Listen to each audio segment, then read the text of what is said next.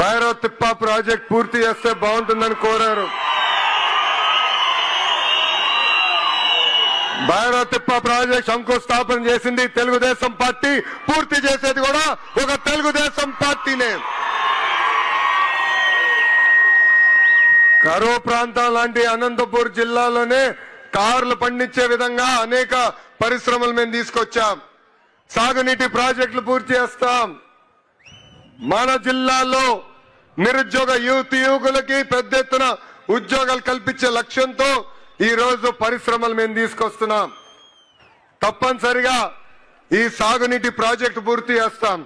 Horticulture పెద్ద ఎత్తున పూర్తి చేస్తాం. ఆంధ్ర రాష్ట్రంలో తలసరి ఆదాయంలో మన జిల్లా ఇప్పుడు 5వ స్థానంలో ఉంది. అందరం కష్టపడితే రాబోయే 3.5 సంవత్సరాల్లో 3వ స్థానాన్ని కూడా తీసుకెళ్లే బాధ్యత తెలుగుదేశం పార్టీ తీసుకుంటుంది.